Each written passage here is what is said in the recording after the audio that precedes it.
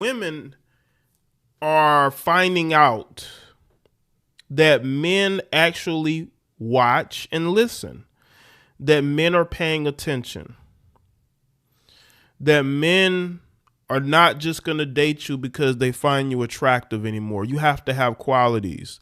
You can't be no sugar baby. You can't be out here dealing with men like Diddy and being unapologetic about it, saying that you like golden showers, but then immediately taking it back when you realize that the jig is up. Diddy is feeling the repercussions, as we have been talking about ever since Cassie filed the lawsuit. Oh my God, I would have lost it. No, see, listen, Girl, the streets are saying Diddy is shaking chilly Young Mami is spilling all the tea on him, and it's about to get messy up in here. Social media is blowing up with the buzz around these explosive revelations TMZ shade rooms. Everybody's talking about it. Young Mami isn't holding anything back. She's coming with the receipts and ready to expose Diddy's secrets. This scandal is about to be juicier than a Georgia peach in July. Diddy's team is scrambling to do damage control, but there might be a delay in this video. We will break down everything Young Mami is saying, and trust me, it's some shocking stuff. Celebrity drama doesn't get any better than this. You all are going to be sipping this tea for days. Let's get into it. And intro 1. I believe what he paid for. What do you mean by what he paid for? Oh, you mean the 30? Okay, you talking about the settlement that happened the next day. Right. So everything that was in the lawsuit. I don't know all the things that were said, but you're not going to pay for nothing that you didn't do. So whatever he paid for in that lawsuit, I believe. You know, in the paperwork, it says that he was addicted to painkillers and ecstasy. Have you ever seen anything like that, or when you were around him?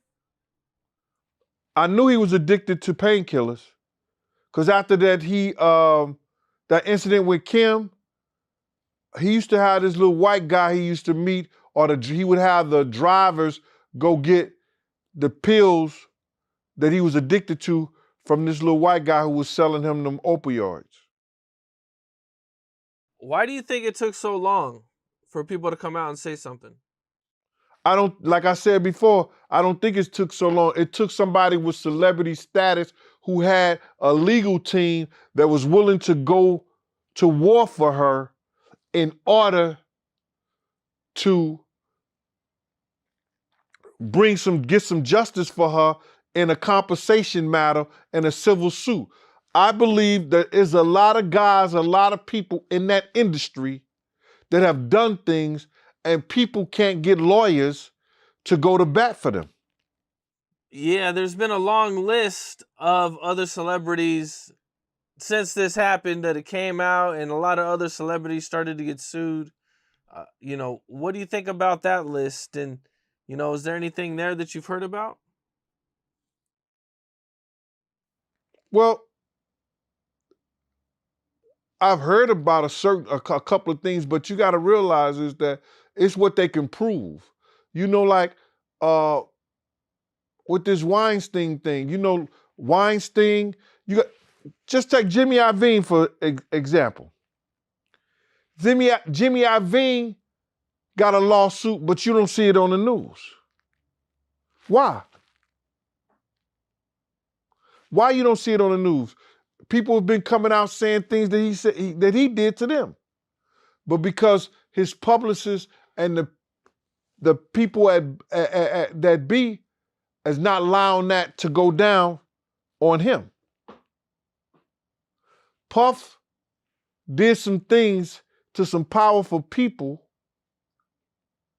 that they're calling in their friends and everything, and everybody's taking their hands off of him. So now he's no longer the altar boy, and he's not in their club anymore. Did you hear him on Jimmy Kimmel? He said, "Yo, I thought we was friends." Jimmy Kimmel knew he wasn't supposed to ask Puff anything about me, but he's not part of the boys club anymore. This right here is going to ruin him, man. It's going to ruin his legacy, everything that he worked No, for. he ruined his legacy, brother. People is trying to say like, yo, y'all going after a black man, y'all trying to tear a black man down. No, It's a big difference from a nigga and a black man. He was doing shit to people that he never thought that it would come back at him. Now, if he never did anything to those girls, if those girls was lying, then he would have never settled out. It was a girl that came out, Cam, 2.5 years before Cassie came out, and went on a major platform and told him how he was kicking her, beating her, and made her get rid of 2 kids. So what exactly pushed Yung Mami over the edge to start speaking out on Diddy like this? Well, sources say there's been tension brewing between the two for a minute now. Chilla's word on the street is Diddy has been playing games, and Yung Mami finally had enough to see their relationship always been a little rocky. 1 minute, they all booted up, and next minute, it's drama insider spilling tea that Diddy was only sometimes the most faithful, if you catch my drift. Yung Mami tried to look past it, but as a girl, I can only take so much disrespect you feel about me, plus rumors swirling that money was becoming an issue. 2. Diddy's pockets are deep, but you know how stingy these rich men can get. Yung Mami wasn't about to be out here looking crazy while Diddy was flaunting his cash. No baby, she said it was time to secure the bag by any means. And let's keep it real, clout is a hell of a drug. Once Yung Mami realized she could get the people talking by putting Diddy on blast, it was a wrap. She saw an opportunity to boost her fame and couldn't resist.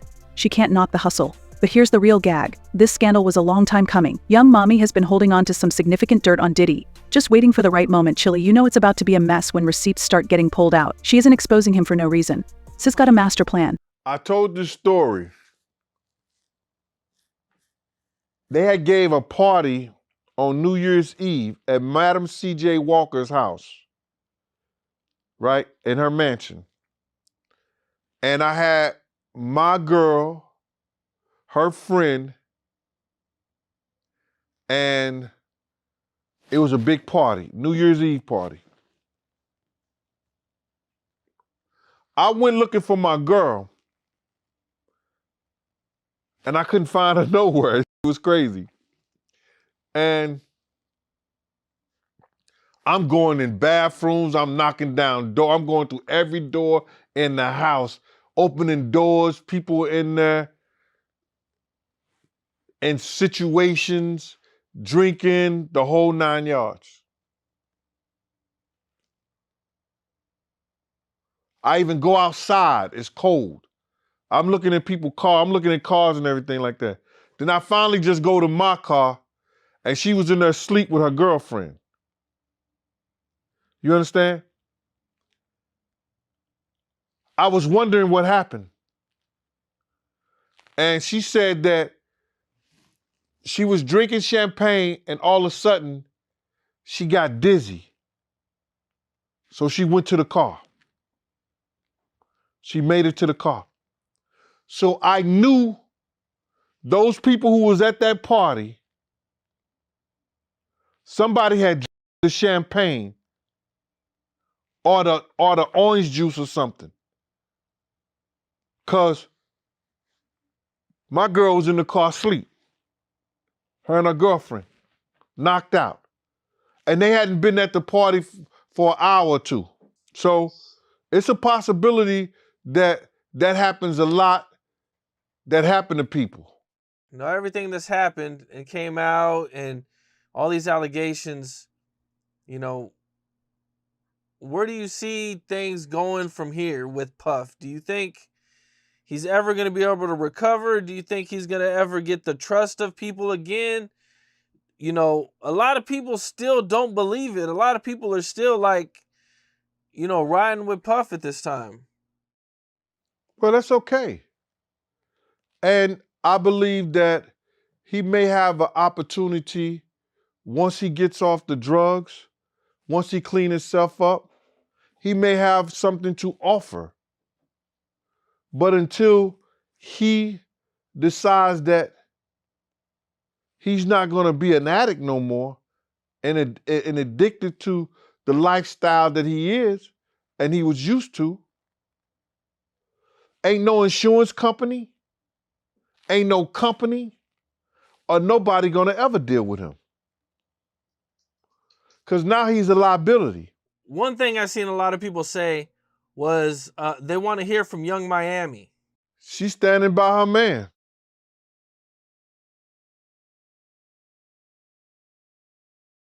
That's what she said, right? I'm standing by my man. Did she say that? I must have missed it. Yeah, I think she said that when they was over in London, that she's standing by her man. That's crazy. I mean, you know, he might not be treating her like that. I don't know. It's different when a lady says she like to be on and she dealing with somebody. That came out her mouth. Right, I remember. So you ain't gonna give her what she like?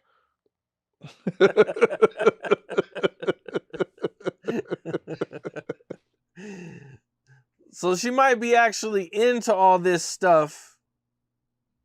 Or not, you know, not all of it, but some of the stuff that May not bother her. It might not bother her, and she might actually like it. She can go get her Birkin bag the next day.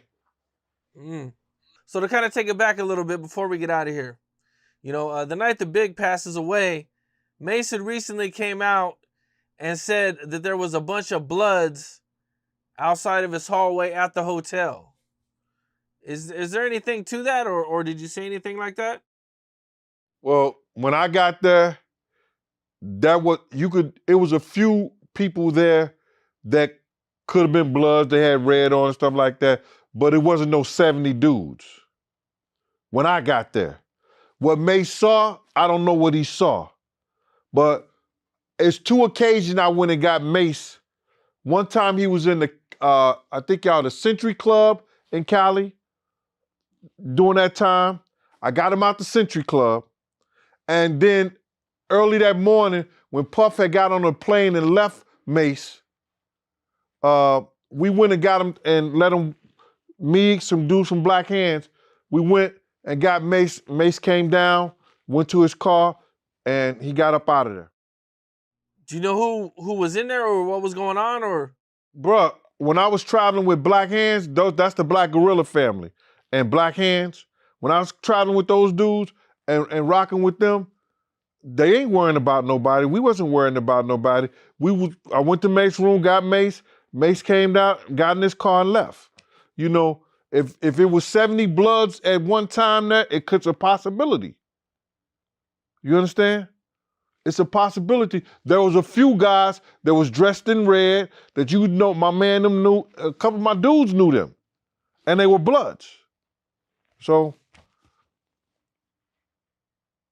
I can't deny what he say he saw or what he did, but when we got there, it wasn't nobody like that. Gotcha. Okay. And if you scared, 7 could look like 70.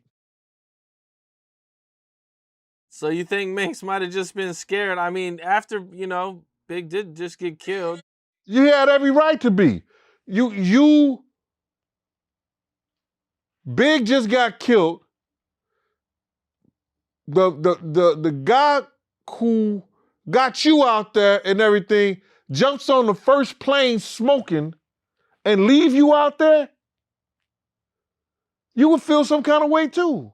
In Truth 2, all the shady business, the broken promises, the secrets, young Mami remembered it all. And baby hell hath no fury like a woman's scorn. Diddy might have thought he was untouchable, but young Mami is about to humble him. The streets are shaking honey. This drama is just starting, and the tea is piping hot. Speaking of how Diddy is handling all this heat, that man has to be sweating bullets right about now. Grab your cups, girls. You know, a black man didn't cuss a dead man's mother out. A black man didn't set his friends up and put them in a situation where they couldn't come home to their families no more. A black man didn't reach back and help the people that helped them make it up the ladder. It was Puffy. You know what I'm saying? I got tired of Puffy going on different platforms talking about how he loved the people that we was all with, how he loved the people that helped him, when in fact, none of that stuff was true. So my whole thing about it is, man, I appreciate your platform for letting me, you know, voice my opinion. And like I said, opinions like an asshole. Some of these cats out here get paid for their asshole. I get paid to give my opinion. Yeah, I feel you, man. I mean, yeah, you just on here giving your opinion, man. I mean, you was one of the people that was real close to the situation, so why not? Thank you. I appreciate that. So with that being said, right, the last interview me and you did was a day after the raid. And when you look at everything now, man, how you feel about everything? It's been like a week, you knowing Diddy, you being around Diddy. Could you ever imagine that his houses would get raided for sex trafficking? Bruh, you can't imagine no stuff like that. You understand? You can't think that because back then he wasn't Brother Love. He was Puffy all the way up until he became Diddy. So his behavior over the years has changed. And the behavior that he shows now and that he has shown by being Brother Love, I couldn't imagine that the police would be raiding him for sex trafficking. Nah, bruh. I couldn't imagine that. You know what I'm saying? That wasn't him back then. He's a totally different person that he became. If you've seen him on other platforms, inviting men to party with him, inviting men to go shopping with him. You understand? That wasn't Puffy. That wasn't Diddy. That was Brother Love and Love. How you feel about all the people that's wondering why haven't any of Diddy big name friends came out to defend him? Because either two things that I believe. Either they know some of the stuff is true, either they took part in some of the stuff that happened, or they scared that it may mess up their brand. See, nobody wants to be in contact with anybody that allegedly was sex trafficking. You see what the WWF did to Vince McMahon. Vince McMahon was one of those people that was called for sex trafficking. We don't hear a lot about it because he gave up the company, he did what he was supposed to do, and he became Ghost. But now you see they trying to do the same thing to Puffy. They trying to make him or hip hop the face of sex trafficking like they was going to do the WWF at one time. Because that was a big story. So a lot of his people that know him, a lot of the people that been in those parties and seen probably some unscrupulous shit that went down and was like, ooh, I was there. I hope they don't got me on tape. They feeling a certain way. So they're not going to speak on nothing until they've been approached with something. You got to realize when Homeland Security get their evidence together, they're going to send agents out. You understand? They might send an agent